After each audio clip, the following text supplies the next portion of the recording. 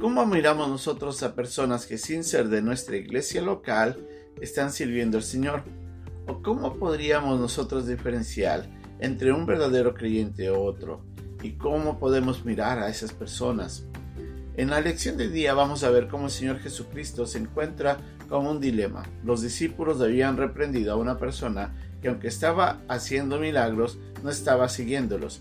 Y en la lección de hoy vamos a ver cómo Jesús les dice que hay algo más que los une, y esa verdad puede transformar la manera como nosotros percibimos a otros creyentes. Es nuestra lección de hoy día en Un Momento con Dios.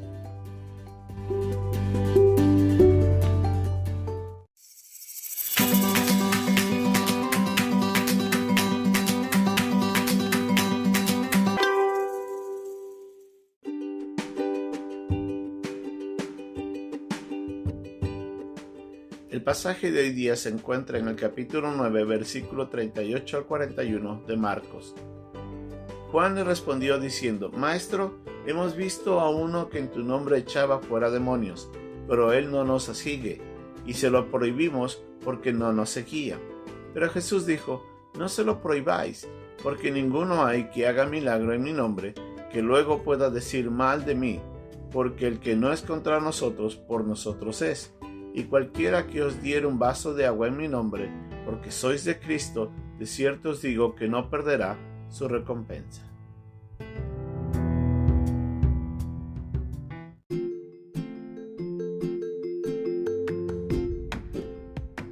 Refieren los historiadores que aunque entre Martín Lutero y Felipe Melanchthon había una considerable diferencia de edad y de temperamento, pues el primero era unos 14 años mayor que el segundo y era aquel más violento que éste en la manera de tratar los asuntos relacionados con la Reforma, y aunque algunas veces también estuvieron distanciados como por un poco de tiempo por esas diferencias doctrinales, los dos grandes reformadores siempre estuvieron vinculados por el profundo vínculo del compañerismo cristiano, que les hicieron olvidar esas diferencias y ponerse de acuerdo.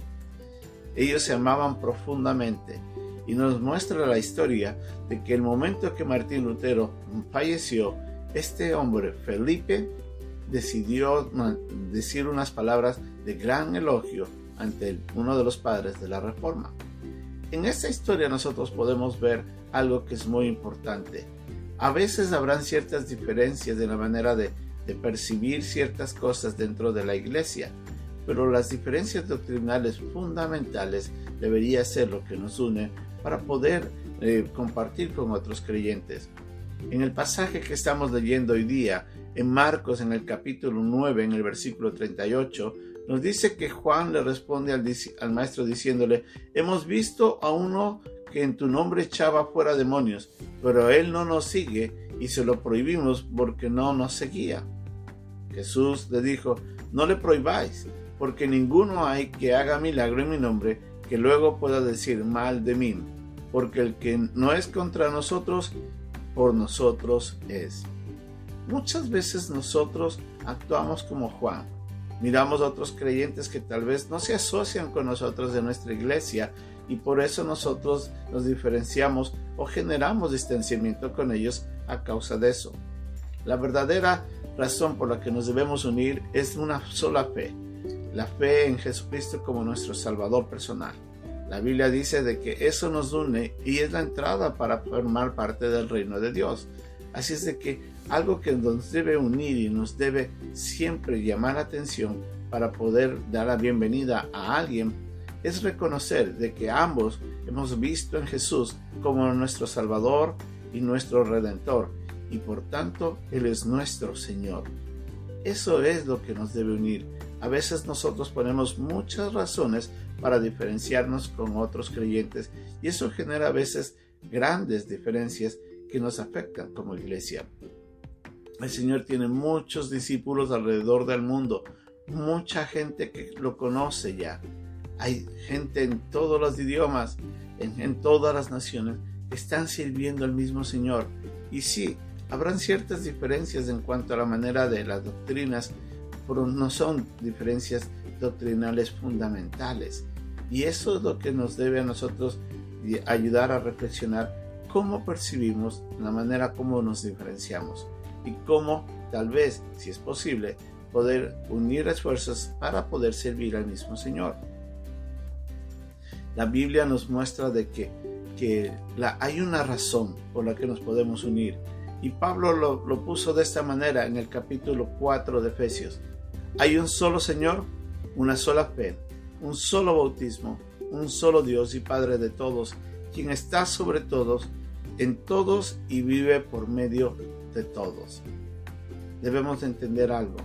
Hay un solo Señor, es el Señor Jesucristo. Hay un solo Dios creador, y eso sabemos que es Dios del Padre.